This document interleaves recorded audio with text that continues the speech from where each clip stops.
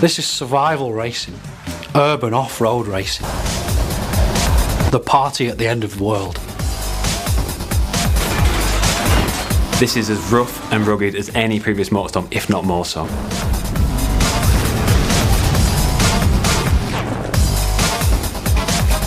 So what we're here to do is put a couple of diaries together that really try and explain the two major modes in Motorstorm Apocalypse. Festival mode is the main single-player campaign in Motorstorm Apocalypse. You'll race amongst buildings which are falling down around you, on the beaches, down in tunnels, in the sewers. In this game, the festival represents a much more story-driven campaign. Every race has a sense of persistence. You go from track to track, and whatever happens in the last race will follow over into the next race. What we've got in Festival are 3 different difficulty levels. They're each driven by a different character. A rookie character, a guy we call the Pro, and Big Dog, the veteran. And you race as every character. You don't pick one of them. We've created much more accessible races in the start, and then much more challenging races at the end for the hardcore. So Festival mode, we're aiming for probably around 7 to 8 hours of gameplay for a player that's familiar perhaps with racing games. But of course, there's much reason to go back and replay for the festival, because now we have a lot of unlocks and hidden items actually to find within the festival mode. I mean, we're aiming for somewhere in the region of 40 bespoke races, and that's more than we've ever had in the series before. If you play a lot of racing games, you'll know it's really important to be able to learn the track to get better and better at it. So whilst multi-events will play at the same time when you play through the same race, there's a lot of emergent possibilities. So players will experience certain levels of predictability that at least allow them to learn the tracks, but they're never too sure what's going to happen around every corner. Motorstorm has always been about the vehicle classes. We've now got 13 in total, which are 5 new vehicle classes. So you've got all the existing vehicles from the previous games, monster trucks, big rigs, buggies, bikes, etc., which all bring their unique style and handling abilities to the game. We're now introducing vehicles which are a bit more suited to the city. So vehicles like supercars, superbikes, choppers, muscle cars, and even super minis, more European style hot hatches. So they're all present in the game, but they've all been given the Motorstorm treatment.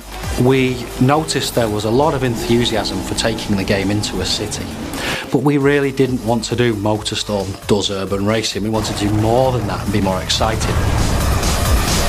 You're driving down the sides of skyscrapers, jumping from rooftop to rooftop, going down into the sewers, onto the train lines. This is as rough and rugged as any previous Motorstorm, if not more so. Because we've got all these different vehicle types and different parts of the city that we've created to use, there's a very different feeling between racing, say, a muscle car around the streets of downtown and racing a buggy down through the beaches and the parks.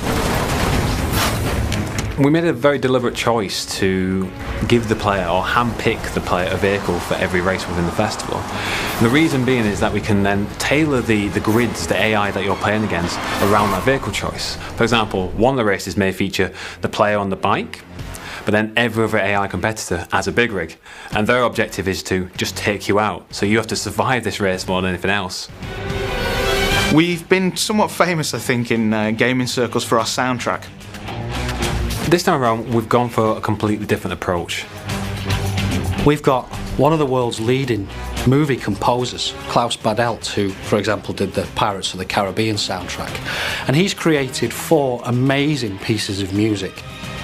But what we've also done is contacted some top remix artists and DJs. And they're going to give us an entire soundtrack that covers the whole game. And so what this allows us to do is to key back into the series and the soundtrack and the mood that elicits in the previous games, but also do something completely unique.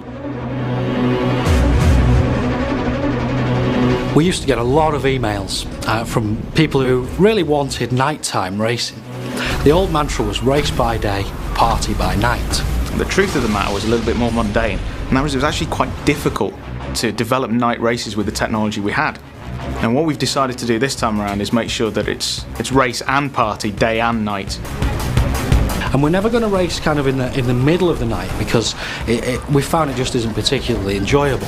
It's dark enough so that the headlights have a use, and it really makes the race feel different to how it would play out in the daytime.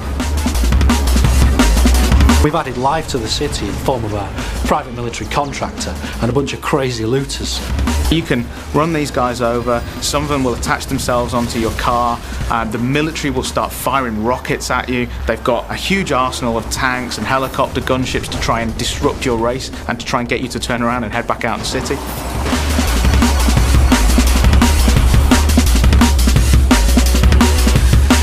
When you play the game, it feels different. It feels like no type of off-road racing experience you've had and no type of urban racing experience that you've had before. They kind of come together really nicely to offer a whole fresh take on this type of experience.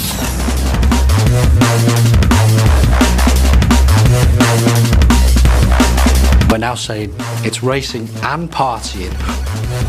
48 hours of insanity before everybody has to get the hell out of the city.